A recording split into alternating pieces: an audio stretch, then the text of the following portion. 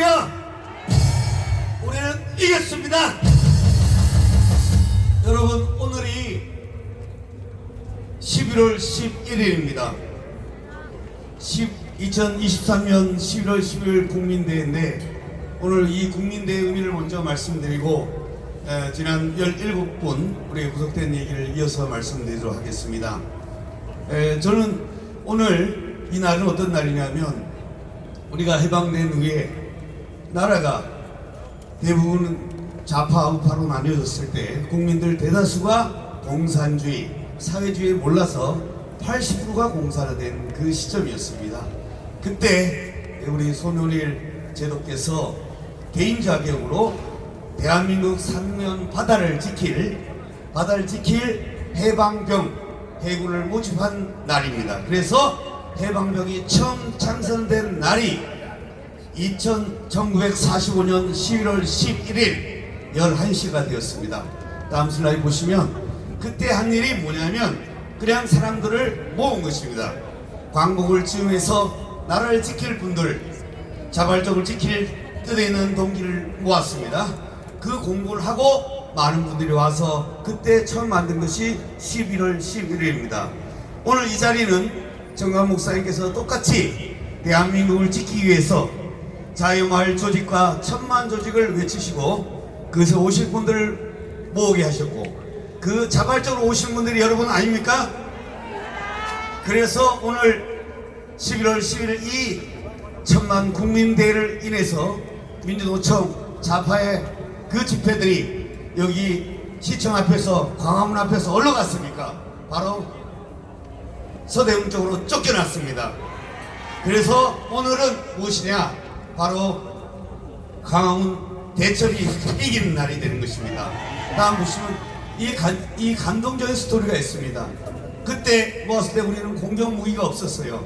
여러분, 오늘도 부정선거 여러 개 했지만 또 사법부가 자경화되어 있고 언론이 자경화되어 있잖아요. 그럼 우리에게 뭐가 있어야 돼요?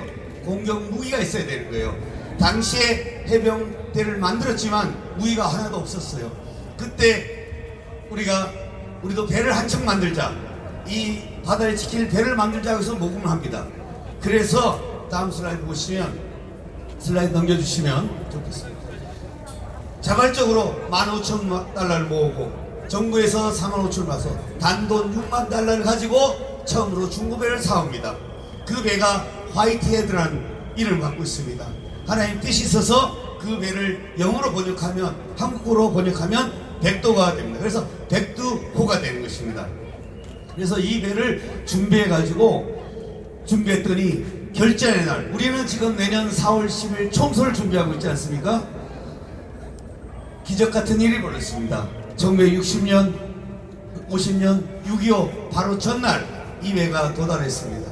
그 배는 정말 중고인 함포 한 대, 그 다음에 중고 포탄 100발만 가지고 들어왔습니다. 그런데 이 배가 들어온 날 북한에서는 어떻게 했냐 넘겨보시면, 김일성이는 소련제 탱크뿐만 아니라, 다음 슬라이드 넘겨보시면 되겠습니다. 전쟁 준비를 해서 지금 좌파들이 조직적으로 부정선거나 여러 가지 일을 준비하고 있잖아요. 언론을 장악하고 사법부를 장악하고 모든 부를 장악한 것처럼 탱크를 다 준비했습니다. 다음 슬라이드 보시면 외교 정책 문서를 이제 공개되는데, 그 문서를 봤더니 뭐가 나오냐면, 심지어 부산을 하기 위해서, 다음 슬라이드 보시면 뭐가 있냐면, 방어기뢰 200개를 가지고 어뢰정 열차가, 그 당시 우리는 배가 하나도 없었어요. 그걸 가지고 북쪽에서 부산을 점령하기 위해서 은밀하게 내려오고 있었습니다. 근데 그때 이 손원일 제독이 만든 이 백도호가 미리 예비됐기 때문에 거기서 올라가다가 우연히 바닷가에서 이들을 만나게 됩니다. 그래서 그 배를 가지고 그 600명에 있는 북한 군인들, 북한의 간첩이죠. 그리고 200개의 방어기뢰, 어뢰정을 갖고 들어왔습니다.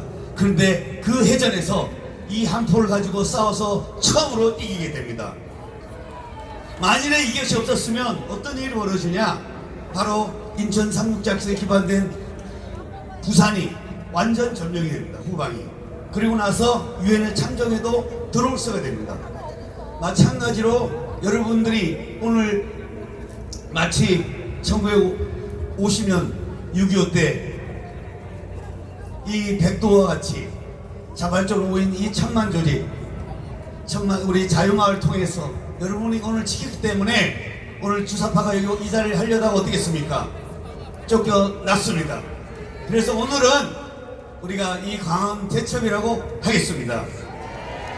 제가 이 얘기를 하면서 이 사법부 얘기를 하겠습니다. 다음 넘어가겠습니다. 쭉 넘어가면서 짧게 하겠습니다. 그래서 오늘 이게 뭐냐면 이 강한 대첩 의미는 하나님께서 정광훈 목사님께서 선지적인 예를 가지고 미리 준비한 하나님의 비방한 기책이 되는 것입니다. 다음 보시면, 자, 여러분 언론을 많이 보고 많이 놀라셨을 것이고 그 내용이 뭔지 언론에서는 아주 악의적으로 보도 나가는 거 아시죠? 우리가 폭력을 행사하고 불법을 행사하고 되는데 여러분 잘 보십시오.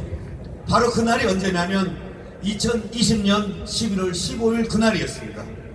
그날 여러분 잘 아시다시피 20년 8월 15일 날은 어떻게 했습니까? 광화문 광장에 여기에 모였을 때 여기 광화문 참석한 모든 사람들이 코로나 진원제라고 악의적으로 누명을 씌웠고 그리고 사랑제일교회를 폐쇄했습니다. 왜 그렇게 했습니까? 문재인 정부에서 바로 이 사랑제일교회를 없애지 않고서는 자기가 도저히 이길 수 없기 때문에 그것을 했던 시기입니다. 그러고 나서 9월달에 정광훈 목사님을 감옥에 다시 재구속하게 됐습니다. 그러고 난 시점에 정광훈 목사 안 계시고 교회가 폐소되고 그 시점에 이 교회를 없애기 위해서 사실은 1차 판결 가지고 들어오는 게 아닙니다. 보통 협상을 하는데 강제징을 들어왔는데 그때 조합장 장소영이 나서가지고 공약을 했어요. 84억이면 된다. 자기가 그걸 그냥 불법 용역을 써가서라도 자기가 이기겠다. 이 공약을 하고 불법 침공한 날이 11월 15일입니다.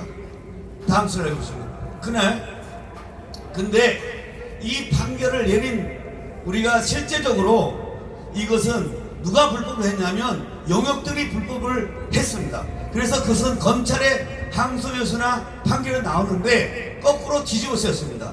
근데 이 불법 구속한 판사가 바로 이종만 판사인데 이 사람이 여러분 미디어오너라는 거 아십니까? 미디어오너는 여러분 아는 민주노총 기관지입니다. 그 기관지에서 멋있는 판사라고 지목하는 사람이 어떤 사람입니까?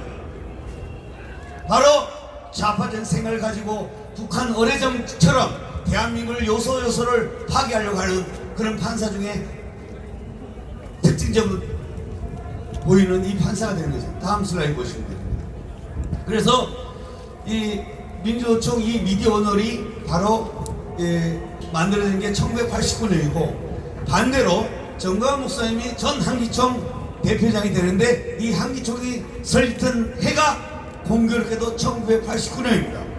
바로 이게 영적 싸움에 대비된 것입니다. 마치 영적 때는 우리 한경희 목사님께서 대한민국 무너진 또 기독교회가 공산행을 막기 위해서 한기총을 만들었고 반대 미디어 쪽에서는 반대로 만든 것이 민주노총 쪽에서 만든 것이 좌파적 언론이 미디어로 되는 것입니다. 자, 네, 잠깐 하고 있습니다. 다음 보시면 그래서 이 보도에서 잠깐만 한두 가지만 보고 정리하겠습니다. 넘겨주세요.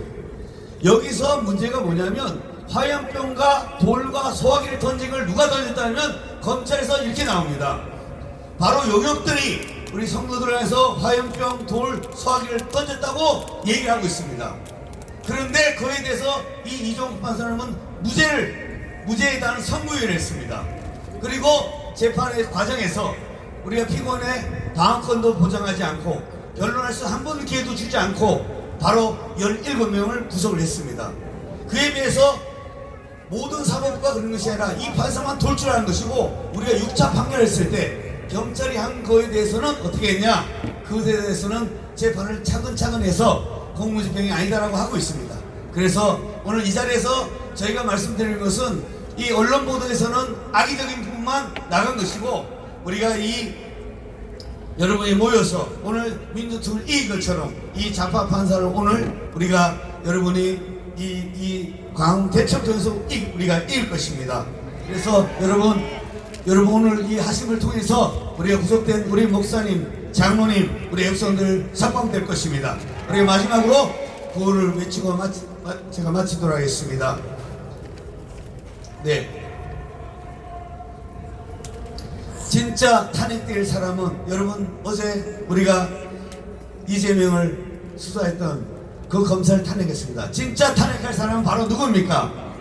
이종광입니다. 그래서 같이 외쳐가겠습니다. 이종광을 탄핵하라! 애국 목사인 성도들을 석방하라! 우리는 이겼습니다.